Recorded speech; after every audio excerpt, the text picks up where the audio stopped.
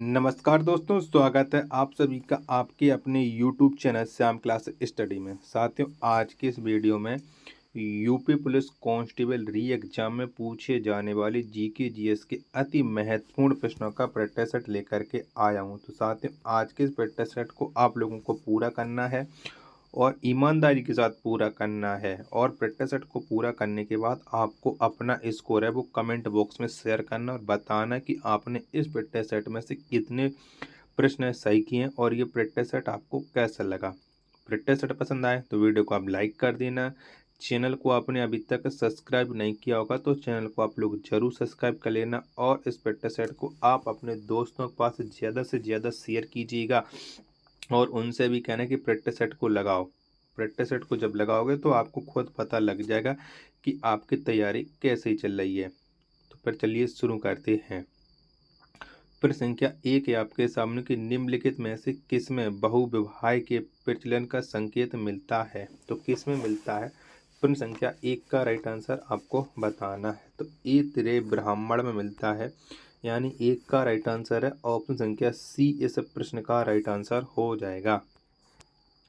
प्रश्न संख्या 2 है आपके सामने कि चैतन्य ने भक्ति आंदोलन में कौन सी विशिष्टता जोड़ी। तो कौन सी विशिष्टता जोड़ी थी चैतन्य ने। तो चैतन्य भक्ति आंदोलन में संकीर्तन की है विशेषता ये जोड़ी थी, यानी 2 का राइट आंसर है। ऑप्शन संख्या सी इस प्रश्न का राइट आंसर है वो हो जाएगा। प्रश्न संख्या 3 है आपके सामने कि निम्न में से कौन सी पुस्तक 1857 ईस्वी के प्रथम स्वतंत्रता संग्राम पर सरकारी इतिहास है, यानी 3 का राइट आंसर है वो आप लोगों को बताना है। तो ये हो जाएगा भारतीय स्वतंत्रता संग्राम 1857, 3 का राइट आंसर। ऑप्शन संख्या सी इस प्रश्न का राइट आंसर हो जाएगा। प्रश्न संख्या 4 है आपके सामने कि निम्नलिखित में से प्रथम भारतीय शासित राज्य कौन सा था जिसने लॉर्ड वेलिजली की सहायक संधि पर हस्ताक्षर किए। तो किसने किए थे।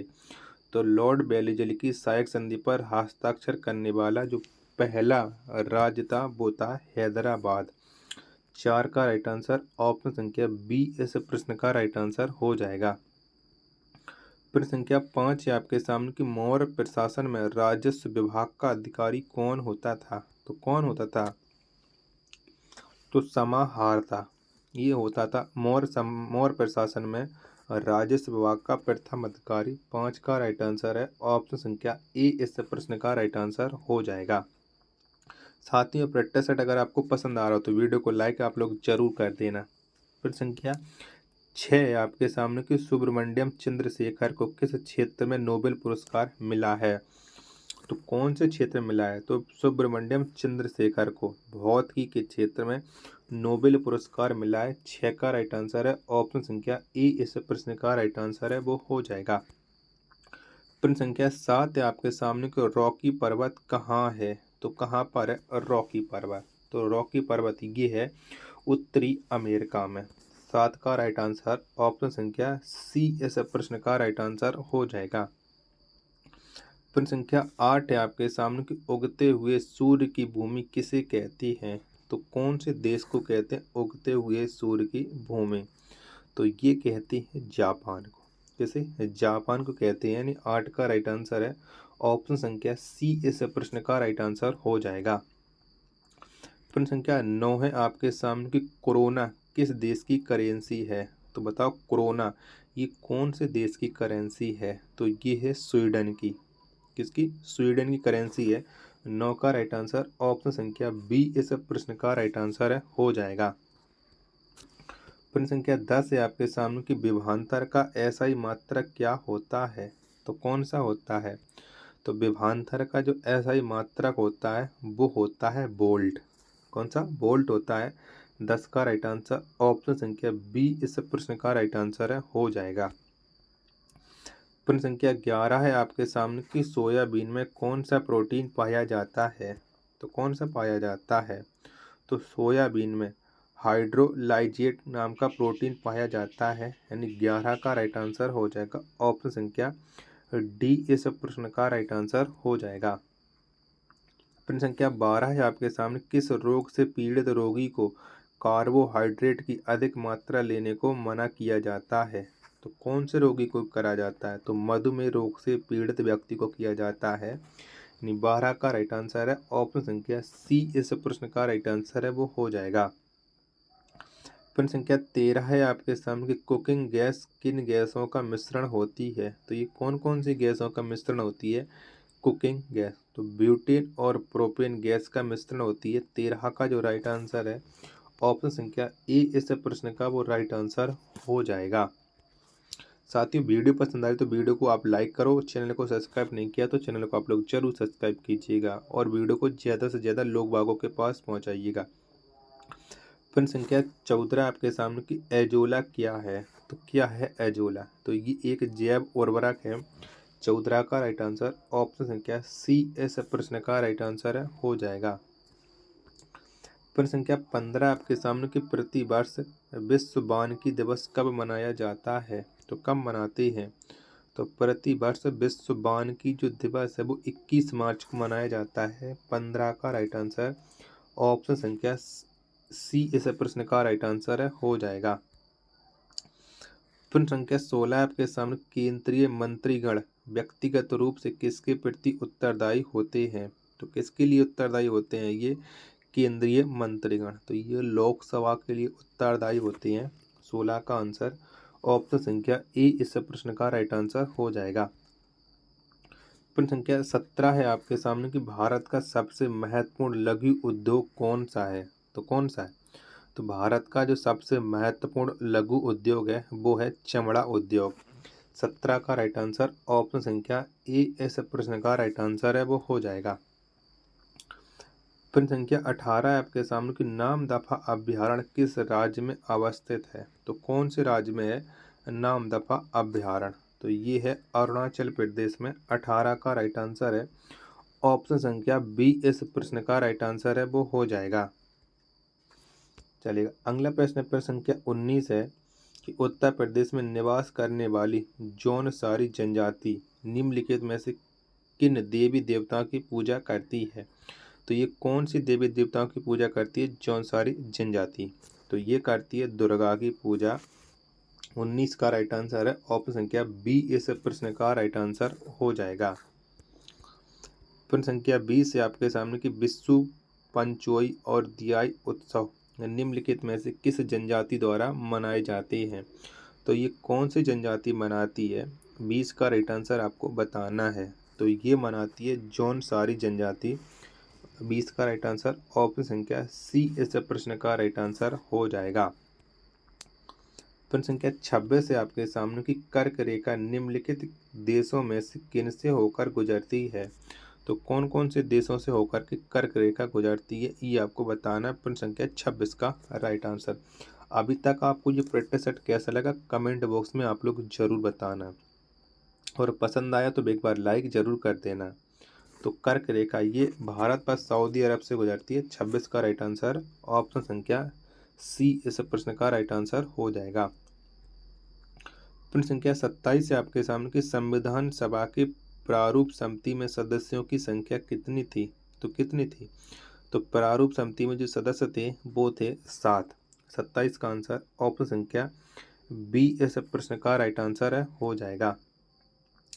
प्रश्न संख्या 28 है आपके सामने कि वी.आर. अम्बेडकर का संविधान सभा में निर्वाचन हुआ था तो कहाँ से चुने गए थे वी.आर. अम्बेडकर यानी बाबा साहब अम्बेडकर? तो ये चुने गए थे पश्चिम बंगाल से।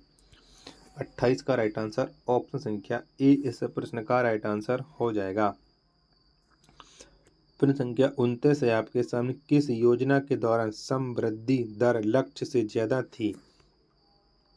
तो बताइए कौन सी योजना में थी? 29 का राइट आंसर। तो ये प्रथम पंचवर्षीय योजना में थी। 29 का आंसर ऑप्शन संख्या ए इस प्रश्न का राइट आंसर हो जाएगा। प्रश्न संख्या 30 है आपके सामने कि अर्थशास्त्र का जनक किसे कहा जाता है? तो किसे कहते हैं हम अर्थशास्त्र का जनक? तो ये कहते हैं एडम स्मिथ को अर्थशास्त्र का जनक। 30 का राइट आंसर है ऑप्शन संख्या डी इस प्रश्न का राइट आंसर है हो जाएगा। प्रश्न संख्या 31 है आपके सामने कि पंचवर्षीय योजना के इतिहास में भारत की सर्वाधिक असफल योजना किसे माना जाता है? तो किसको मानते हैं भारत की असफल योजना? तो ये मानते हैं तृतीय पंचवर्षीय योजना को भारत की इतिहास की सबसे असफल योजना। 31 का आंसर ऑप्शन संख्या बी इस प्रश्न का राइट आंसर हो जाएगा। प्रश्न संख्या 32 से आपके सामने कांगड़ा शैली जो कि गुलेर शैली का परिष्कृत रूप थी कि चित्रों का मुख्य विषय क्या था? तो क्या था इसका मुख्य विषय? तो इसका मुख्य विषय था प्रेम। 32 का आंसर ऑप्शन संख्या ई इस प्रश्न का राइट आंसर हो जाएगा। प्रश्न संख्या 33 से आपके सामने की लखनऊ योजना निम्न में से किसके विकास से संबंधित है? तो ये किसके विकास के संबंध रखती है लखनऊ योजना? तो इसका जो संबंध है वो है सड़कों के विकास से। 33 का राइट आंसर है ऑप्शन संख्या डी इस प्रश्न का राइट आंसर है वो हो जाएगा। चलिए प्रश्न संख्या 35 से आपके सामने की पहरिया जनजाति निवास करती है। तो ये कौन से जनपद में पहरिया जनजाति निवास करती है? तो ये करती है सोनभद्र में। किसमें? सोनभद्र में। 35 का राइट आंसर है ऑप्शन संख्या डी इस प्रश्न का राइट आंसर हो जाएगा। साथियों वीडियो पसंद आए तो प्लीज़ वीडियो को आप एक बार लाइक जरूर कर देना और चैनल को सब्सक्राइब नहीं किया होगा तो चैनल को आप लोग जरूर सब्सक्राइब कर लीजिएगा। प्रश्न संख्या 36 से आपके सामने कि उत्तर प्रदेश के किस जिले में अल्पसंख्यकों का सर्वाधिक प्रतिशत है? तो कौन से जनपद में है? तो सर्वाधिक जो प्रतिशत है वो है रामपुर में। 36 का आंसर ऑप्शन संख्या ए इस प्रश्न का राइट आंसर हो जाएगा। प्रश्न संख्या 37 है आपके सामने कि सबसे स्थायी पारिस्थितिकी तंत्र है। तो बताओ किसका है? 37 का राइट आंसर तो ये है समुद्र का। 37 का आंसर ऑप्शन संख्या डी इस प्रश्न का राइट आंसर है वो हो जाएगा। अगला प्रश्न है आपके सामने प्रश्न संख्या 38 है कि बोकारो का तापीय बिजली घर कहाँ स्थित है? तो कौन से राज्य में स्थित है बोकारो का तापीय बिजली घर? तो ये जो स्थित है वो है झारखंड में। कहाँ पर? झारखंड में। 38 का राइट आंसर ऑप्शन संख्या सी इस प्रश्न का राइट आंसर हो जाएगा। प्रश्न संख्या 39 है आपके सामने की स्पीड पोस्ट पुस्तक के रचयिता कौन है? तो कौन है स्पीड पोस्ट के रचयिता? तो इसके जो रचयिता हैं वो हैं शोभा डे। 39 का आंसर ऑप्शन संख्या बी इस प्रश्न का राइट आंसर हो जाएगा। और प्रश्न संख्या 40 और अंतिम प्रश्न है आज के इस प्रैक्टिस सेट का कि इंडोनेशिया की राजधानी कौन सी है? तो कौन सी? तो आप जानते कि इंडोनेशिया की जो राजधानी है वो है जकार्ता। 40 का आंसर ऑप्शन संख्या ए इस प्रश्न का राइट आंसर है हो जाएगा। साथियों आपको ये प्रैक्टिस सेट कैसा लगा कमेंट बॉक्स में आप अपनी राय जरूर बता देना।